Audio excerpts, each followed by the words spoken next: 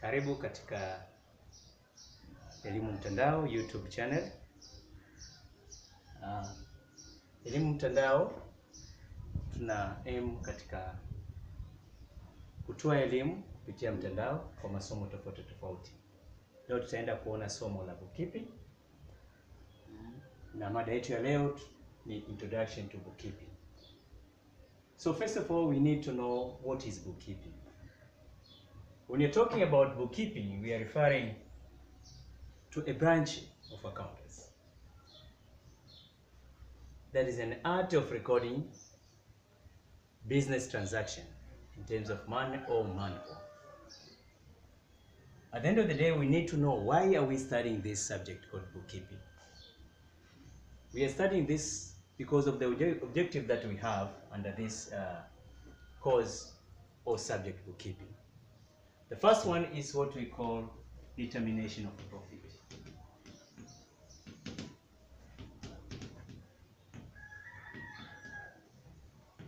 When you're talking about determination of profit, any kind of business, at the end of the day, they aim to get the profit. How will you know that your business is making profit or loss? You need to start this, what we call bookkeeping. But again, we have a second objective, which is fair tax assessment.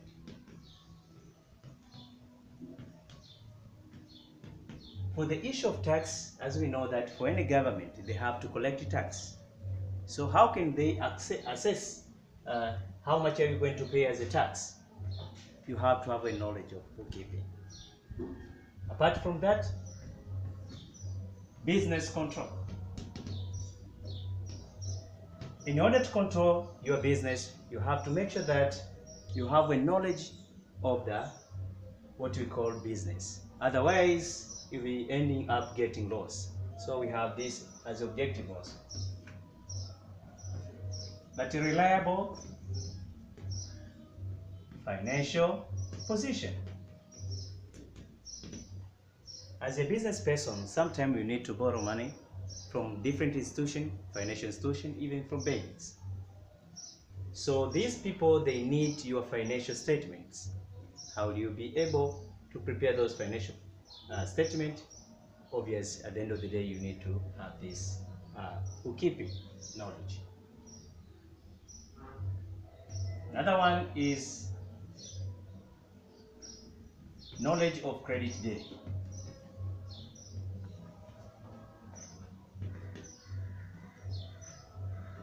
When you're talking about knowledge of credit dealings, a business, we have two ways. You can do it in terms of cash or sometimes credit.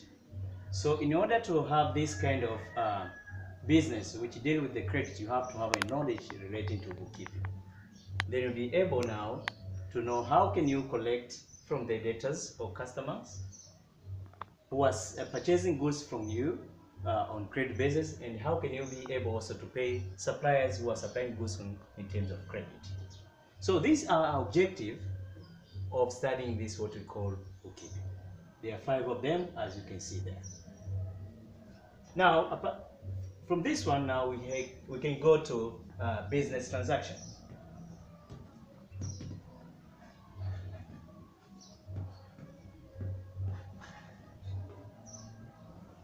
When you're talking about business transaction, we are referring to the action that takes place between 2 or more people, but at the end of the day, it involves money and the goods or services that they are going to exchange.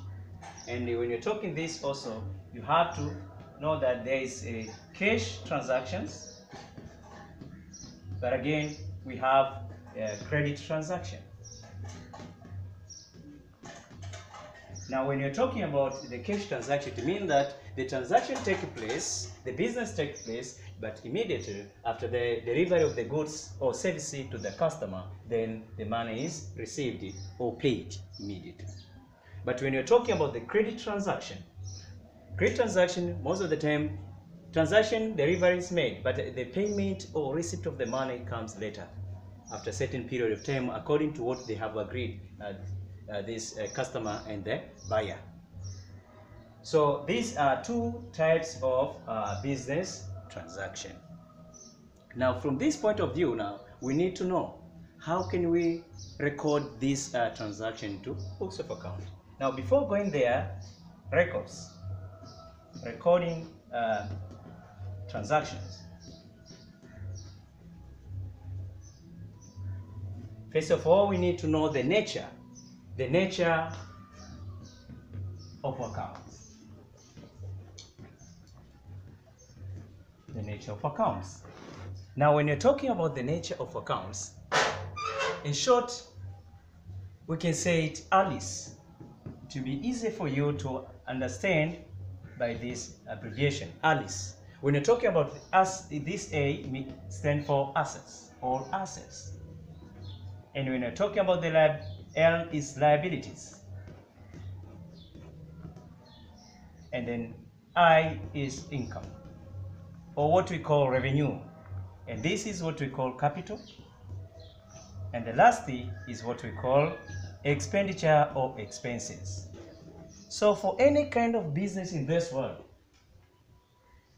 you'll be relating or you'll be talking about the issue of Alice. Nothing is coming from out of this one, Alice. Now, when you're saying asset, all asset has got the nature of debit. But these three of them, liability, income, and capital, they have the nature of credit. And the expenses has also the nature of debit.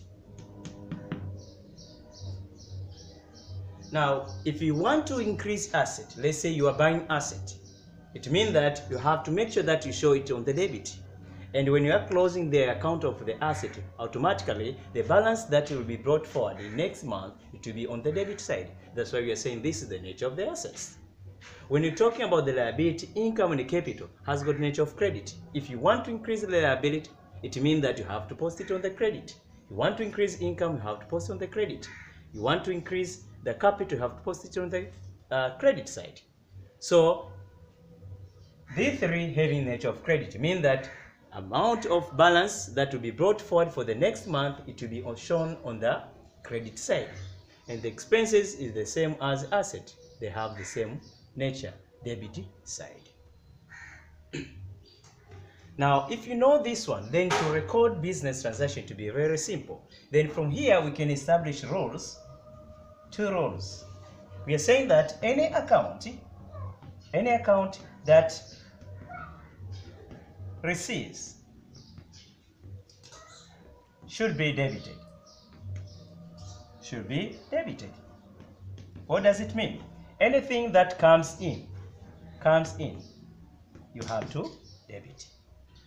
And vice versa, it will be rule number 2, that any account that gives, what we say, what goes out should be credited to respective account. So from here now, we can say that this is how we record the transaction.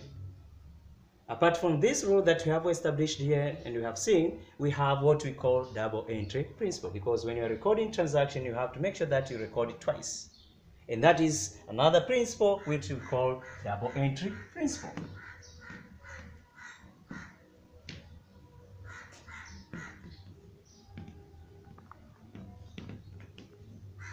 Now, what is double entry principle?